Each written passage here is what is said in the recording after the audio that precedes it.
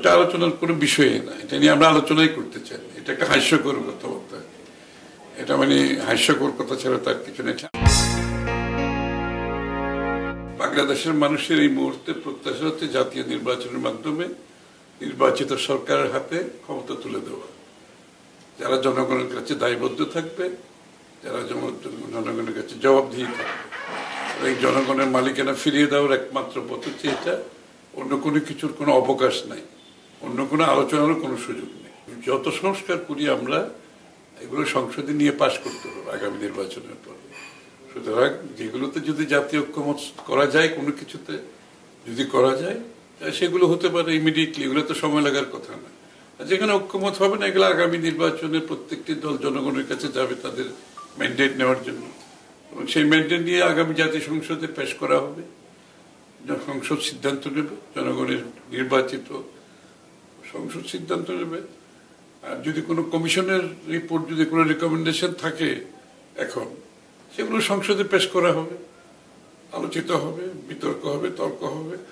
31 দফা সংস্কার যেটা আমরা সকলে মিলে করেছি ওটাও সংসদে পেশ করা হবে, সংসদ সিদ্ধান্ত নেবে। রাজনৈতিক দল তো গণতান্ত্রিক প্রক্রিয়া করতেই পারে, এখানে মতামতের কি আছে? এটা তো স্বাধীন দেশ, আমরা যদি গণতন্ত্রে বিশ্বাস করি রাজনৈতিক দল গঠনই গঠন করতেই পারে। এখানে তো এটা নিয়ে তো আলোচনার কোনো বিশেষ কিছু নেই। একটা কেন, একাধিক রাজনৈতিক দল হতে পারে, সমস্যা নেই। ঐক্যবদ্ধ আন্দোলন সমস্ত জাতি মিলে শেখ হাসিনার পতন ঘটিয়েছে।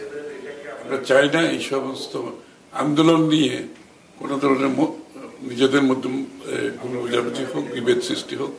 আমরা চাই, আমরা জানি সমস্ত জাতি ঐক্যবদ্ধভাবে শেখ হাসিনাকে বিদায় করেছে, আমরা সেই জায়গায় থাকতে চাই।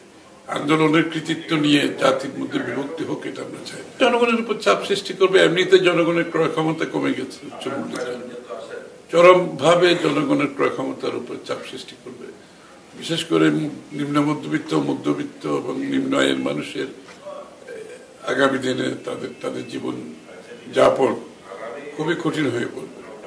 সঠিক প্রক্রিয়ার মাধ্যমে উনি সমাধান করতে চাই, সেই প্রক্রিয়ায় কাজ চলছে এবং শেষ হলে সেটা উনি সিদ্ধান্ত। জাতীয় সরকারের মাধ্যমে আমাদের 31 দফার সংস্কার বাস্তবায়ন করব সবাইকে নিয়ে।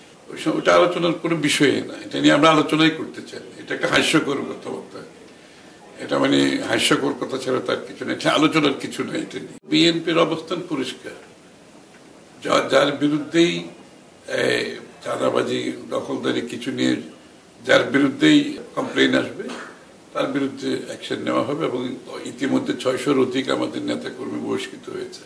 বিএনপি এই ব্যাপারে কোনো ধরনের কোনোভাবেই এই জায়গাটা টলারেট করবে।